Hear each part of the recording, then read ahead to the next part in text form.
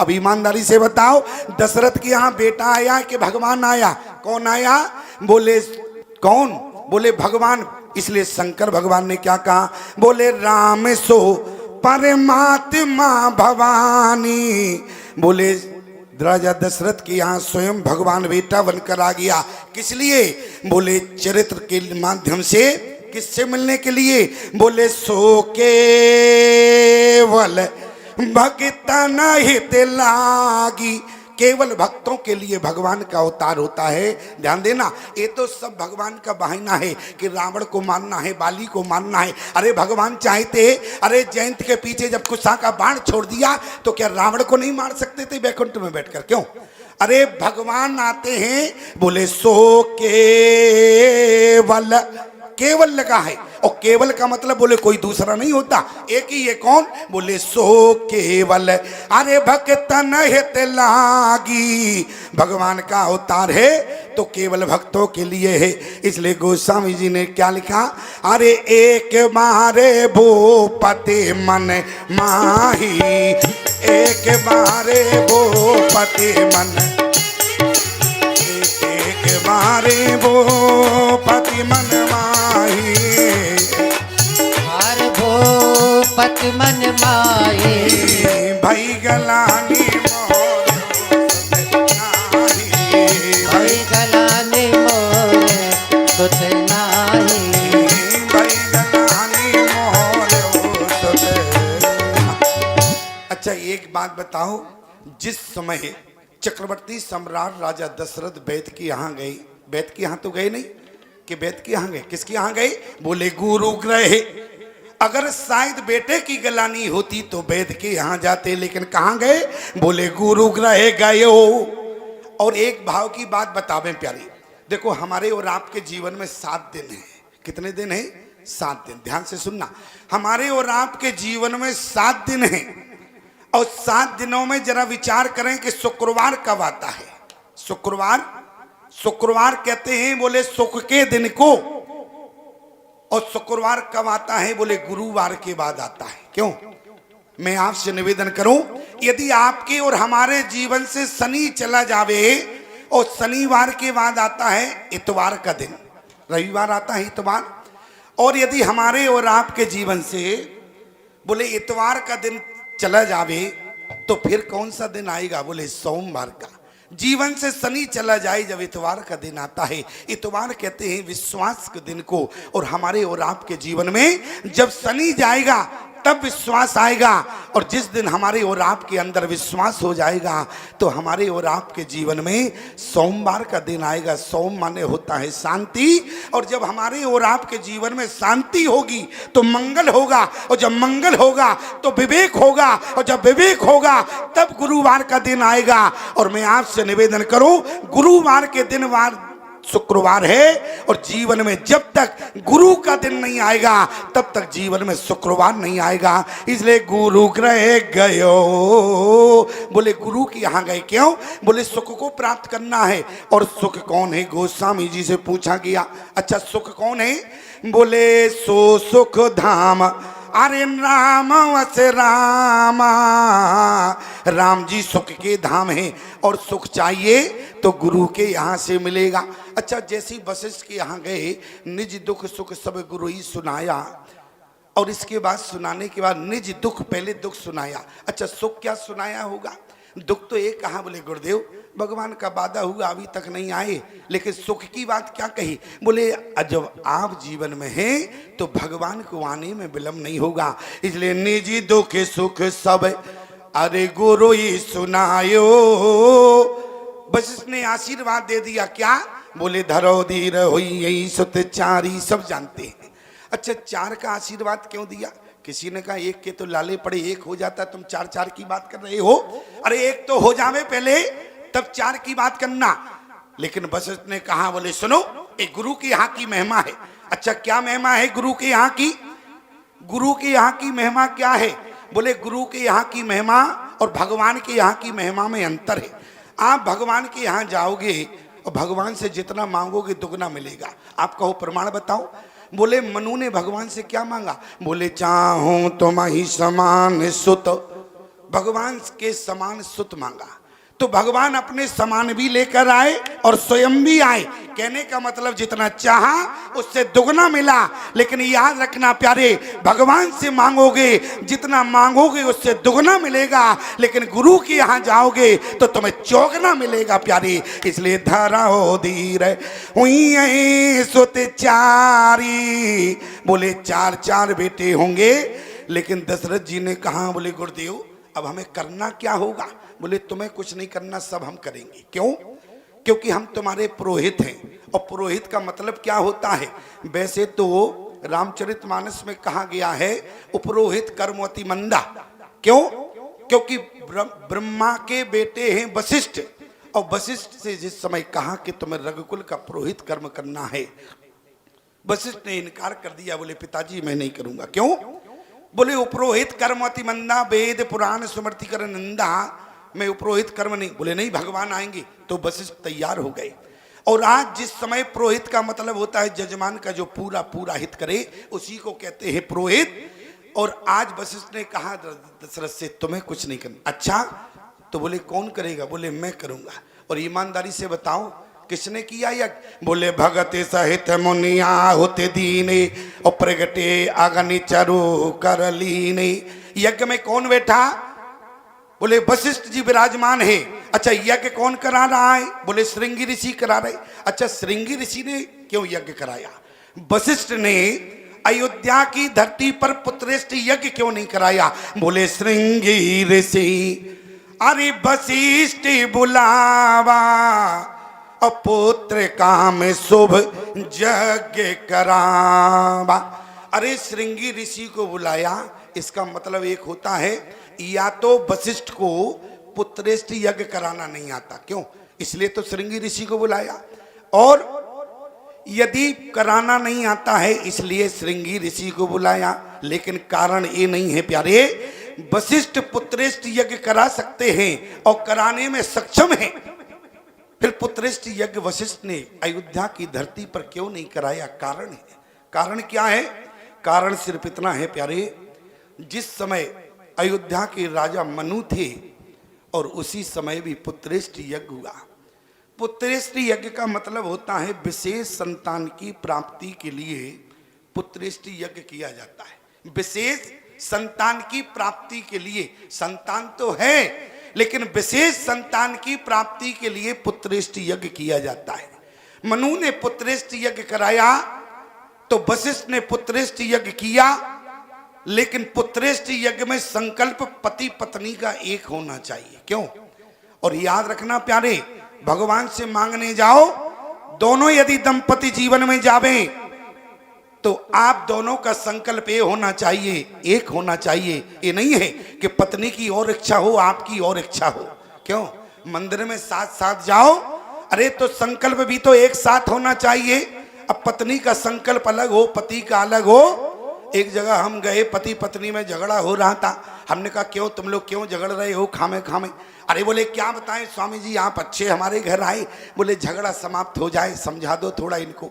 हमने कहा झगड़ा किस बात का ये तो बताओ। पति ने कहा, बोले स्वामी जी झगड़ा केवल इतनी सी बात का है, मैं चाहता हूं कि हमारा बेटा डॉक्टर बने। हमने कहा बहुत अच्छी बात है। बोले लेकिन हमारी पत्नी चाहती है बेटा मास्टर बनेगा। अरे हमने कहा मास्टर बने डॉक्टर बने अंतर क्या है? अरे चाहे कुछ बने, समाज का काम करेगा, मास्टर बने या डॉक्टर बने, क्या दिक्कत की बात। लेकिन उसी समय पति पत्नी ने कहा नहीं, हमारा बेटा डॉक्टर बनेगा। पत्नी बोली मास्टर बनेगा। हमने कहा एक काम करो, तुम लोग तो मौन हो जाओ और एक बात काम करो, बोले बेटे को बुलाओ। बोले बेटा अभी पैदा ही नहीं हुआ। हमने कहा भाई झगड़ा किस बात का कर रहे हो? अरे यही तो विडंबना है, संकल्प एक नहीं है। लेकिन मैं आपसे निवेदन करूं, यदि जीवन में कुछ परमात्मा से चाहते हो तो पति पत्नी का संकल्प एक होना चाहिए, तब तो परमात्मा तुम्हें देगा। अरे मंदिर साथ साथ तो जाते हो, विचारधारा अलग अलग है, तो भगवान कहते हैं पहले तुम तो एक हो जाओ, इसके बाद में तुम एक मांगना। अरे तुम तो एक हो नहीं, दोनों के विचार अलग हैं। सिद्धांत क्या है? बोले वशिष्ठ ने पुत्रेष्ठ यज्ञ तो कराया, लेकिन पति पत्नी का संकल्प अलग हो गया। पति पत्नी का संकल्प अलग हो गया। मनु जी चाहते थे बेटा हो, पत्नी चाहती थी बेटी हो। पुत्रेष्ठ यज्ञ हुआ, फलश्रुति क्या मिली? बोले बेटी का जन्म हो गया। और वहीं पर वशिष्ठ ने सौगंध खाई, आज के बाद अयोध्या की धरती पर पुत्रेष्ठ यज्ञ वशिष्ठ नहीं कराएगा। इसलिए श्रृंगी ऋषि अरे वशिष्ठ बुलावा, इसलिए तो बुलाया है। अरे जो कराने में सक्षम है लेकिन कराया नहीं। और लेकिन देखो प्यारे, आज पति पत्नी का संकल्प एक है। आप कहो प्रमाण क्या है? बोले जो बर नाथ, तो मिला के नहीं मिला परमात्मा। आज पति पत्नी का यदि संकल्प एक होवे तो आपकी कामना अवश्य पूरी होगी। हमारा शास्त्र कहता है, मनु ने कहा चाहो तो मही समान सुत, अरे प्रभु ने कवन दोराव। और जब शत्रुपा से भगवान ने कहा तो शत्रुपा ने भी यही उत्तर दे दिया। बोली जो बर नाथ अरे चतुर निपमांगा, और सो कृपाल मोहे अत प्रिय लागा। इसका मतलब शत्रुपा ने अपने पति के वरदान में समर्थन दे दिया, और इसलिए पति पत्नी का संकल्प एक होना चाहिए। वशिष्ठ ने सौगंध खाई थी, इसलिए श्रृंगी ऋषि वशिष्ठ बुलावा और पुत्र काम शुभ यज्ञ करावा। और जरा ध्यान देना, अग्निदेव जिस समय खीर का कटोरा लेकर प्रकट हुए वशिष्ठ को दे दिया। बोले एक काम करो, जल्दी से जाओ वो वितरण करा देना। वशिष्ठ ने कहा अच्छा। और वशिष्ठ ने खीर का कटोरा सब जानते हैं दशरथ को दिया। दशरथ ने तीनों रानियों को बुलाया और तीनों रानियों को जब भाग दे दिया प्यारे, तो गोस्वामी ने क्या लिखा? बोले जा दिन ते हरि आए और सकल लोक सुख संपत्ति छाए। ईमानदारी से बताओ, बोले अयोध्या की धरती पर सुख के बादल हैं लेकिन बरसात नहीं हुई। आप पूरा बालकांड पढ़ना, कहीं सुख की बरसात नहीं है। अच्छा, सुख की बरसात क्यों नहीं? अरे भगवान के आने से भी सुख नहीं बरसा, जो सुख के धाम है इसके बाद भी सुख की बरसात नहीं हुई। कारण क्या है? कारण सिर्फ इतना है क्योंकि धरती पर ब्रह्म का दो रूपों में अवतार हुआ है। धरती पर ब्रह्म का दो रूपों में अवतार हुआ। अच्छा बताओ, एक प्रश्न पूछे माताएं, आप लोग बता सकती हैं क्यों? अच्छा थोड़ा दिमाग लगा के बताना, विचार करना। बहुत छोटा सा सरल प्रश्न है। अच्छा ये ना बता पाए तो तुम लोग बता देना, क्या दिक्कत की बात है, तो तुम्हारे ही साथ है।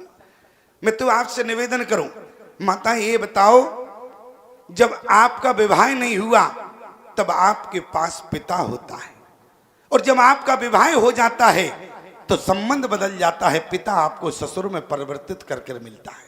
क्यों? पिता के बदले में ही तो ससुर मिलता है। ससुर क्या कोई तुम्हें तप से थोड़ी ना मिला है? कौन सा तप किया आपने कि भगवान ने तुम्हें ससुर दिया? अरे पिता का तुमने त्याग किया, पिता यदि तुम्हारे जीवन में छूटा तो भगवान ने तुम्हें ससुर दे दिया, और यदि तुमने मां को छोड़ा तो भगवान ने तुम्हें सास प्रदान कर दी, और यदि तुमने बहन को छोड़ा तो भगवान ने तुम्हें नंद दिया, और यदि तुमने बड़े भाई को छोड़ा तो तुम्हें जेठ मिला, छोटा भाई छोड़ा तो देवर मिला। अब ये बताओ फिर पति किसके बदले में मिला? क्यों? सारा बदला बता दिया। क्यों? पिता के बदले में ससुर मिलता है। ध्यान देना, पिता के बदले में, ये हंसने की बात नहीं है, हंसने की बात नहीं है, समझने की बात है। पिता के बदले में आपको ससुर मिलता है, इसके बाद भी आप पिता और ससुर में अंतर पैदा करती है। आपको मां के बदले में सास मिलती है, बहन के बदले में नंद मिलती है, लेकिन फिर भी यहाँ की माताएं कहती हैं नंद चून की भी ना भली। बताओ कितनी बड़ी विडंबना है। अरे बहन के बदले में मिली है, अरे भाई के बदले में जेठ और देवर मिलता है, फिर लेकिन घर में झगड़ा किस बात का है? क्यों? घर में झगड़ा किस बात का है? लेकिन याद रखना माताओं, पति आपको जीवन में किसी के बदले में नहीं मिलता, क्योंकि पति का मतलब होता है जन्म जन्मांतर का संबंध आपके पति से हुआ करता है, पति में नहीं मिलता है। बोले जब आप अपने घर में हैं तो आपका शरीर आधा है, और जब पति से आपका विवाह हो जाता है तो संबंध पूरा हो जाता है। इसलिए सुख की बरसात नहीं हुई। जा दिन ते हरि गर्वैयाए और सकल लोक सुख संपत्ति छाए। लेकिन जब ते राम ब्याए घर आए, नित न मंगल मोद बधाए। भुवन चार दसी भूधर भारी, और सुख तो मेघ सुख बरसई बारी। यहाँ पर सुख की बरसात हो रही। क्यों? जब राम जानकी का मिलन हो गया तब तक अयोध्या की धरती पर सुख की बरसात नहीं हुई, और जब सीए पीए मिलन हो गया तब अयोध्या में सुख बरस रहा है प्यारे। और कुछ लोग कहते हैं ये बताओ प्रमाण क्या है कि ब्रह्म का धरती पर दो रूपों में अवतार हुआ। ब्रह्म का धरती पर दो रूपों में अवतार हुआ। जिस समय भगवान ने मनु को वरदान दिया प्यारे, मनु को वरदान देने के बाद भगवान कहाँ गए? भगवान अंतर ध्यान होने लगे। लेकिन जानकी ने कहा सुनो, और भगवान ने भी मनु से एक बात कही थी। क्या? आप सब लोग मानस को पढ़ने वाले हैं प्यारे। भगवान ने क्या कहा था मनु से? बोले मनु तुमने सब कुछ मांग लिया लेकिन वो नहीं मांगा। मनु ने कहा क्या नहीं मांगा प्रभु? जब भगवान से भगवान को मांग लिया तो मांगने को क्या रह गया? लेकिन भगवान ने कहा कि मनु तुमने सब कुछ मांगा लेकिन वो नहीं मांगा। बोले जिसके बिना भगवान जीव पर कृपा ही नहीं करता है, तुमने वो कृपा नहीं मांगी है। और ईमानदारी से बताओ वो कृपा कौन सी है प्यारी? क्यों? कौन सी कृपा है? भगवान ने स्वयं कहा, बोले आदि शक्ति जय अरे जगी उपजाया, और सो अवतर्यो मोरो ये माया। माया माने होता है कृपा। माया का अर्थ माया माने माया भी, माया माने कृपा भी। माया से माया को, जानकी को माया मत समझना। जानकी क्या है? आगे राम अरे लखन पुनि पाछे, और तापस बेस विराजत काछे। ओ बहे बीच सिए सोहति कैसे, और ब्रह्म जीव बिच माया जैसे। अरे जानकी क्या माया है? अरे जानकी माया नहीं है। जानकी को माया समझना अपराध है, पाप हो जाएगा। जानकी क्या है? अरे ब्रह्म और जीव के बीच में जानकी कृपा है। अरे ब्रह्म और जीव के बीच में जब कृपा नहीं होगी तो जीव ब्रह्म तक पहुंच ही नहीं सकता है प्यारे। अच्छा एक बहुत सरल भाषा में बताएं। हनुमान जी का मंदिर है और मैं एक निवेदन करना चाहता हूं। विभीषण ने हनुमान जी से क्या कहा, इस बात को जरा समझने का प्रयास करना। आवे मोहे भा भरोसनो मनता, आवे मोहे भरोसनो हनुमंता, अब मोहि भरोस हनुमंता।